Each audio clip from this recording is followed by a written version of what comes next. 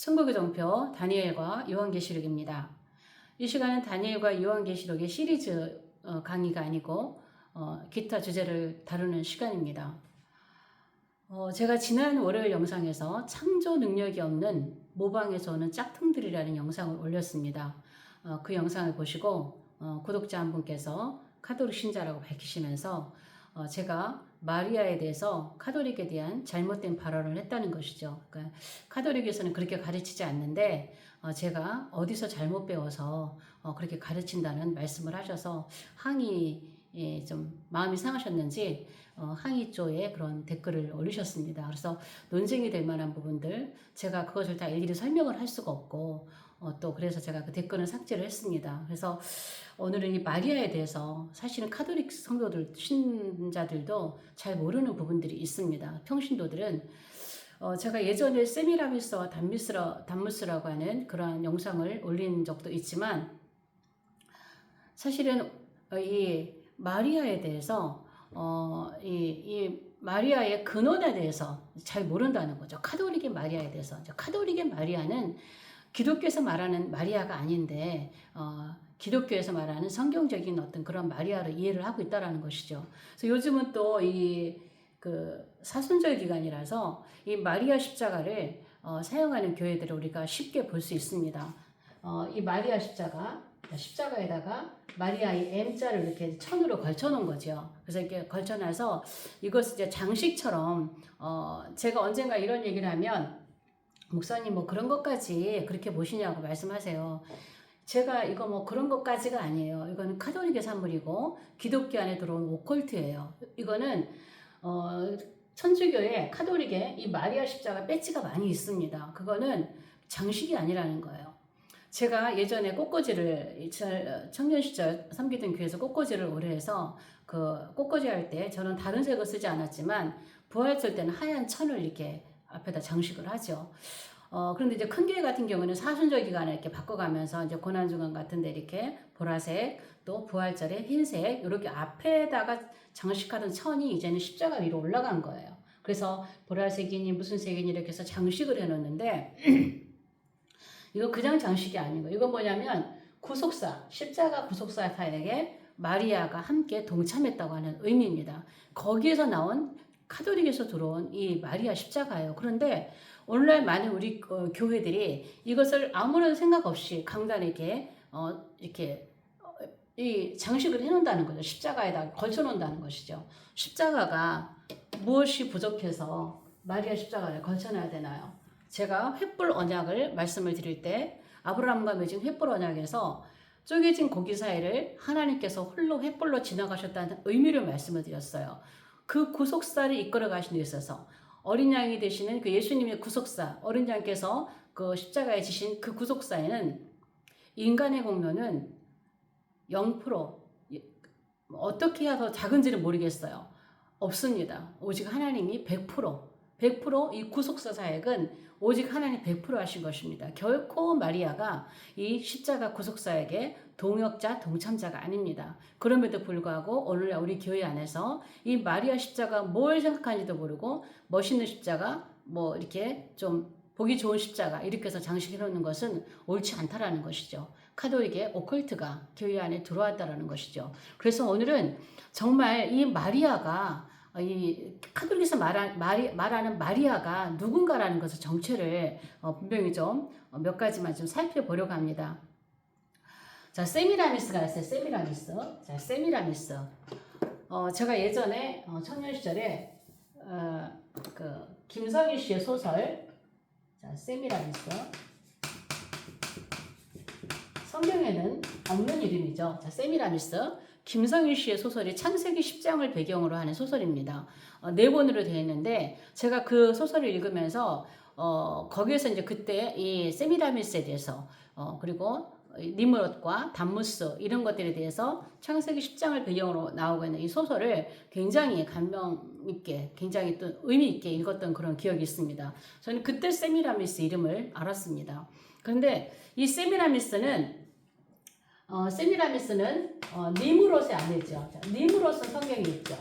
니므롯, 창세기 10장에 니므롯. 이 니므롯은 바빌론 제국에서 그 지역에 바벨론 지역에 나눠져 있던 70개국을 하나로 통일해서 최초의 통일 왕이 된 인물이죠. 그리고 또 이 인물로서는 그 최초의 사람이 하나님의 자리에 올라간, 하나님을 대적해서 하나님의 자리에 올라간 정치적 적그리스도의 모형입니다. 정치적 적그리스도 모형. 그래서 제가 예전에 올렸던 세미라미스와 단무스 이 영상은 니무롯과 세미라미스와 그의 아들 단무스에 대해서 살펴봤던 영상이에요. 제가 이 영상 뒤에다가 이렇게 추천 영상으로 한번 올려놓겠습니다. 자, 그래서 니무롯의 안에 제가 이 시간에는 니무롯이나 다른 것을 집중하지 않고 세미라미스에만 좀 집중을 하겠습니다. 자, 이 니무롯은 정치적 적그리스도의 그런 모형이죠. 두 번째 이 세미라미스는 니무롯의 아내이면서 단무스의 어머니, 단무스, 호루스라고 하죠. 단무스의 어머니입니다. 단무스의 어머니, 나는 이 니무롯의 아들이라기보다는 세미라미스의 아들입니다. 니무롯이 죽은 이후에 남편 없이 낳은 아들이에요. 남편 없이 낳은 아들.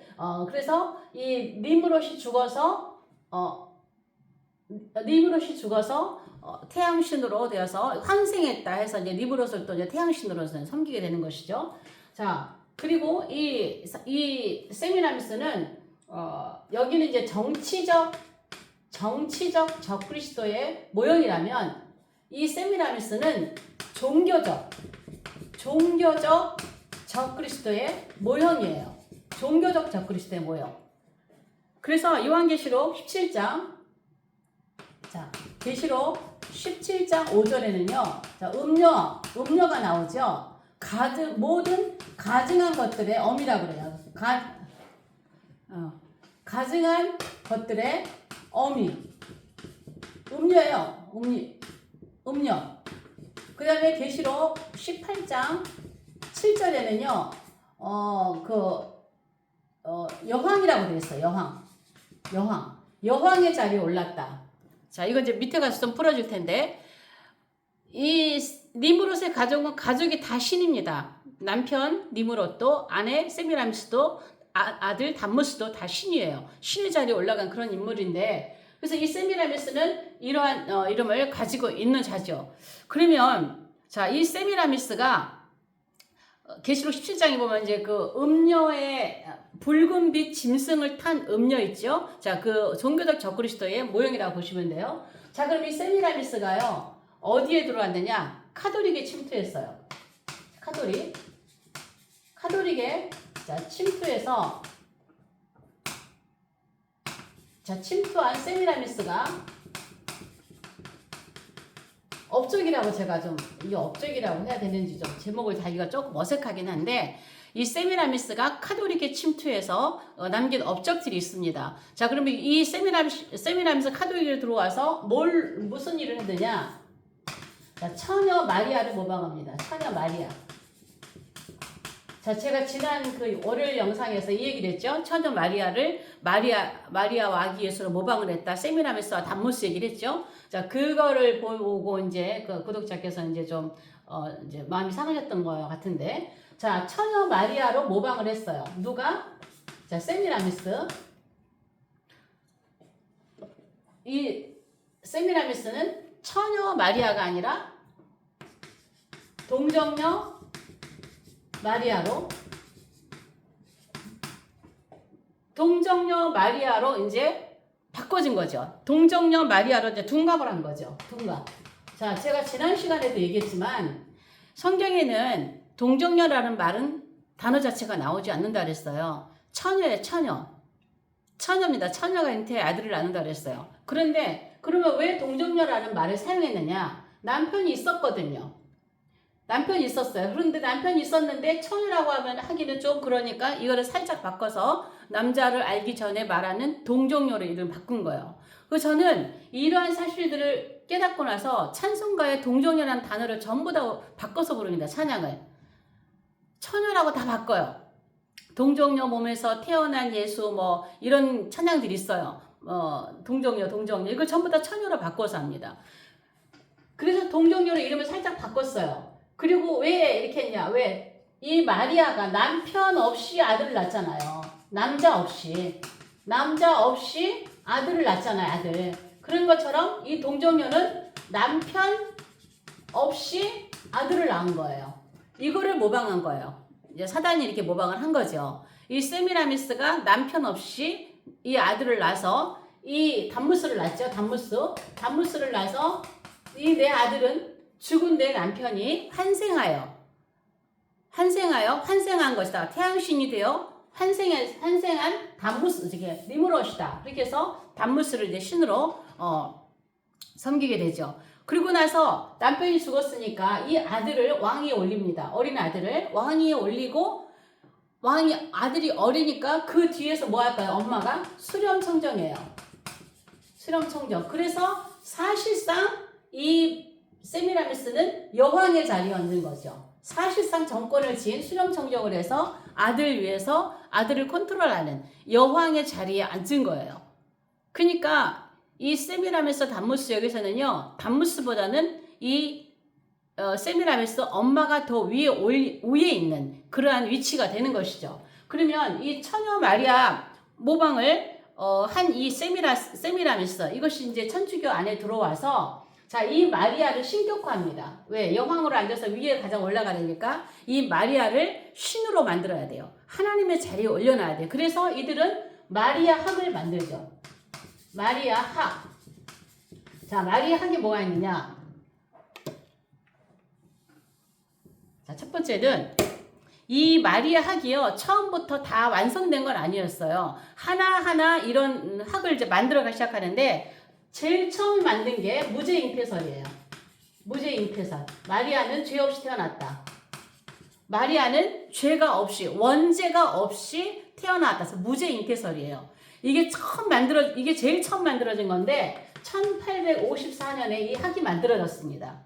그래서 마리아는 죄가 없다라는 거예요. 원죄가 없다라는 거예요. 그렇지만 성경은 어떻게 하죠? 이 마리아도 그 천사 앞에서 나는 주의 계집종이오니 그러죠. 마리아도 구원받아야 한 인간이에요. 죄가 있는, 원죄가 있는 하나의 인간이라고 성경은 말하고 있는데 카톨릭에서는 무죄잉태설로 마리아를 신격화 만들어놨습니다. 두 번째는 하나님 어머니설이에요.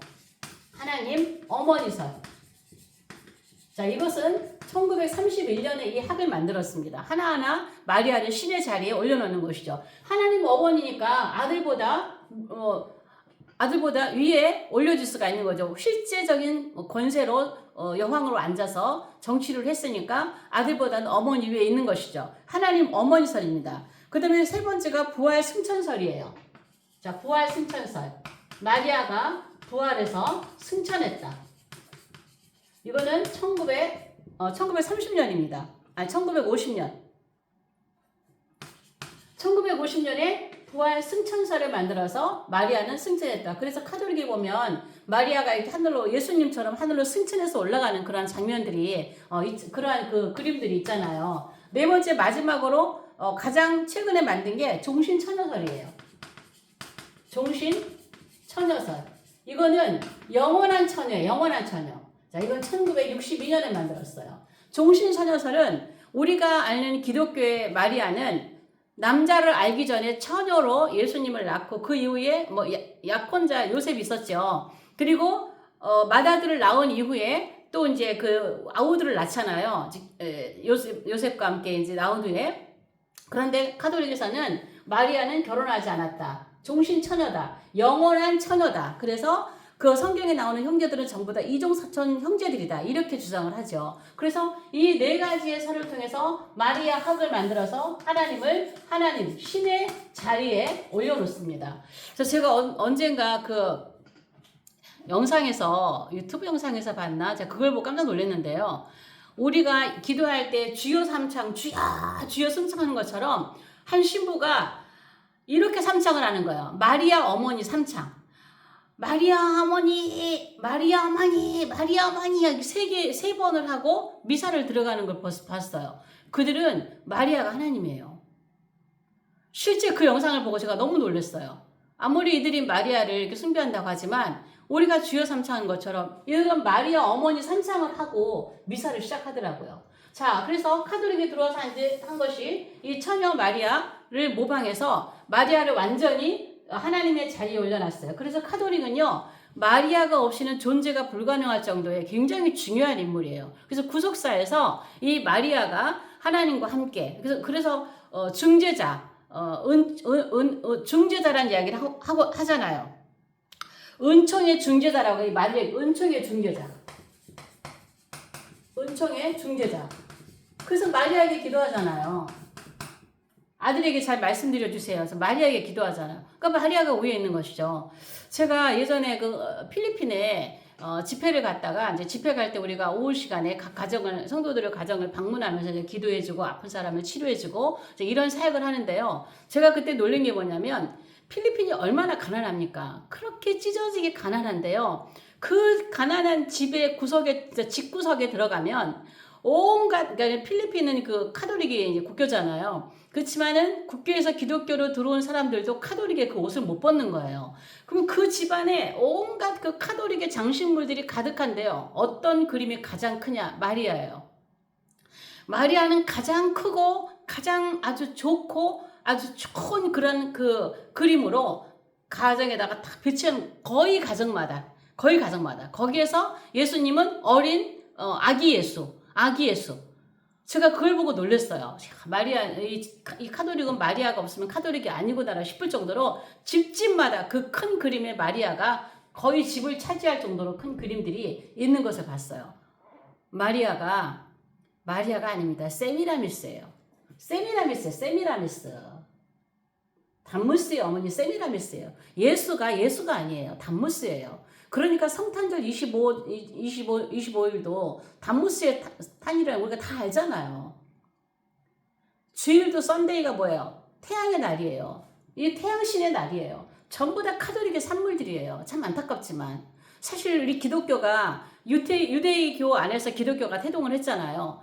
유대교에서 기독교가 태동하고 기독교에서 카톨릭이 나오고 카톨릭에서 개신교가 나왔거든요. 그 사실은 예수님께서 기독교를 창설하신 거예요. 그러면 기독교가 큰 집인데 카톨릭이 큰 집이라고 그래요. 아니, 기독교가 큰 집이에요. 원래 집이에요. 원래 본가예요. 기독교가. 거기에서 카톨릭이 생기고 사실은 기독교와 개신교는 달라요. 그걸 비교하자면 여기서 뭐 할 말이 많지만 그런데 착각을 하고 있는 거죠. 자, 마리아 모방. 그 다음에 이 기독교, 카톨릭의 침투에서 또 기독교의 침투에 볼 수 있겠죠? 이 세미나리스가 한 업적 중에 또 굉장히 중요한 업적이 뭐냐면, 자, 모자신 숭배 사상이에요. 모자신. 자, 모자신 사상을 전 세계에 전파한 거예요. 이게 엄청난 공로입니다. 엄청난 업적입니다.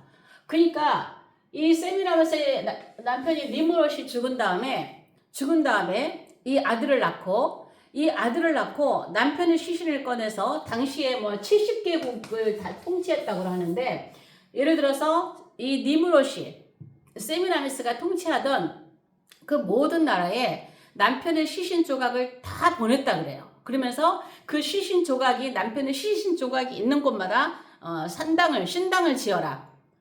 그러면서 그때에 신당을 지을 때 이때에 모자신 숭배 이것을 함께 전달을 한 거예요. 자, 이 신당을 세울 때에 거기에 모자신 사상을 함께 보낸 거야. 모자신 사상. 그래서 이 모자신 사상이, 이게 모자신이 뭐냐면 엄마가 아이를 안고 있는 그 우상이죠. 엄마가 아이를 안고 있는 그러한 그 우상들이 각 나라마다 있어요. 각 나라. 그러니까는 각국으로 들어가서 그 우상이, 모자신 사상이 각 나라에서 다 퍼지기 시작한 거예요. 그래서 이 모자신 사상이 만들어져서 이 세미라미스와 담무스가 각 나라에 들어갈 때마다 이름만 바뀌는 거예요. 이름만. 자, 많이 있지만 우리가 이 귀에 익숙한 거 몇 개만 살펴볼까요? 자, 바벨론. 자, 이 바벨론이 이게 원본이죠. 자, 세미라미스와 담무스죠. 담무스. 그다음에 두 번째는, 자, 이집트로 가면은 이시스와 호러스. 자, 이집트로 가면 이시스와 호러스. 자, 이스라엘로 가면 아스가롯과 담무스. 자, 그 다음에 이탈리아로 가면, 자, 이탈리아. 여기는 우리가 귀에 익숙한 이름이죠. 마돈나와 그의 아들이에요. 그러니까 이런 마돈나, 이런 이름 얼마나 익숙해요. 마돈나와 그의 아들이에요. 그 다음에 고대 로마로 가면은 비너스 있죠. 비너스와 그의 아들 주피티.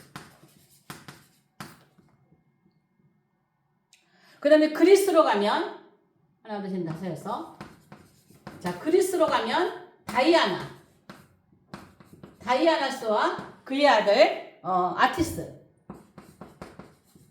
자, 얼마나 익숙한 이름입니까? 근데 이것이 로마 카톨릭으로 와가지고 뭘로 바뀌어요?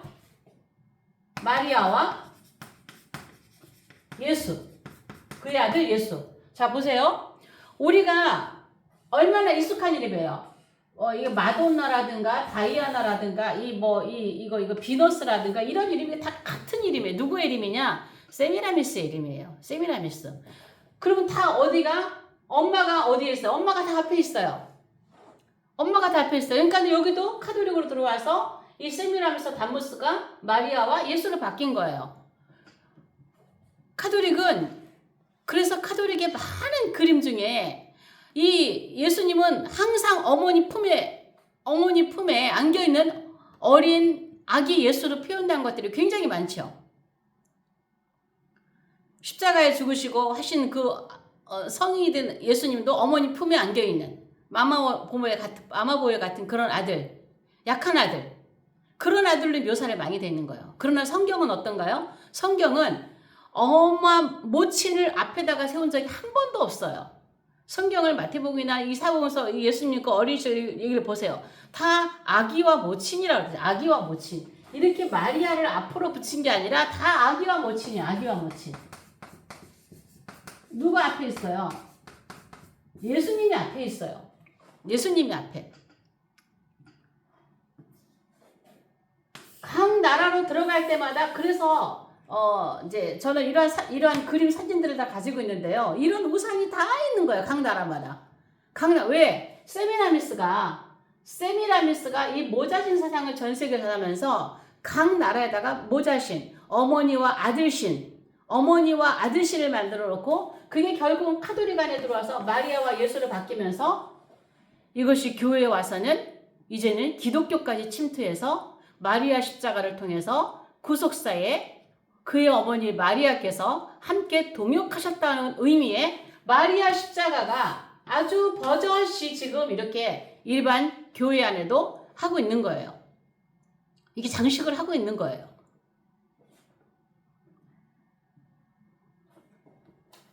그래서 여러분 결론은 뭐냐면요. 카톨릭은요. 유사 기독교가 아니에요. 유사 기독교가 아니고 이단이 아니에요. 이방 종교예요. 이방 종교. 중세 암흑 시대에 카톨릭이 전성기죠. 그때에 많은 이방 종교들이 카톨릭 안에 들어왔습니다.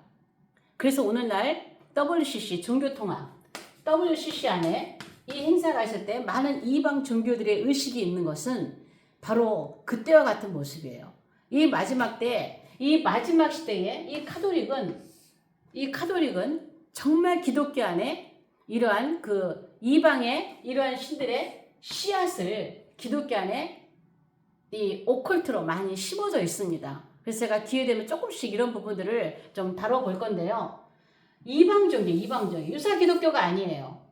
그래서 우리가 이 개신교가 카톨릭에서 나왔기 때문에 카톨릭의 삶을 종교개혁을 하면서 카톨릭에서 갖고 나온 것들, 그 좋은 것들은 두고 안 좋은 것들을 갖고 나와서 또 이렇게 기독교 안에 뿌리내려 있는 카톨릭의 산물들이 꽤 많아요. 그러나 아쉽게도 우리가 지금 그것을 이렇게 따라서 하고 있는 이러한 것들이 좀 안타깝죠. 그래서 이게 성탄절 때도 카톨릭 이 성탄절의 장식에서도 틀이 있잖아요. 나무. 그게 성목사상에서 오는 거잖아요. 산타도 뭐예요? 산타도 거꾸로 하면 사탄이에요. 모든 것들이 그런 사탄적인 것들이 이 기독교 안에, 이 개신교 안에 많이 들어와 있다는 것이죠. 여러분, 카톨릭은요, 이방 종교예요. 저는 카톨릭의 구원이 없다라고 하고는 말하고 싶지 않아요. 카톨릭의 구원이 없다라는 말보다 카톨릭의 교리에는 저는 구원이 없다고 봅니다. 왜냐하면 카톨릭 안에도 정말 신실한 하나님의 사람들이 많이 있습니다. 정말 신실한 하나님과 교통하는 그러한 성인들이 많이 있습니다. 그래서 카톨릭 안에서 주님과 정말 교통하는 그러한 개인적으로 하게 구원받은 사람이 있을지라도 카톨릭의 이 사상, 카톨릭의 이 교리, 이런 것에 이 마리아를 하나님의 자리에 올려놓고는 이러한 교리들 안에는 저는 구원이 없다라고 봅니다. 그래서 카톨릭 성도들이 정말 이런 것을 알아야 돼요. 그들이 기도하는 그 마리아가 누군지. 마리아는 기독교의 마리아가 아닙니다. 세미라미스입니다. 그래서 오늘은 이 마리아가 세미라미스에서 온 이러한 그 뿌리를 좀 간단하게 살펴보았습니다. 오늘 영상은 여기까지 하겠습니다. 다음 영상에서 뵙겠습니다.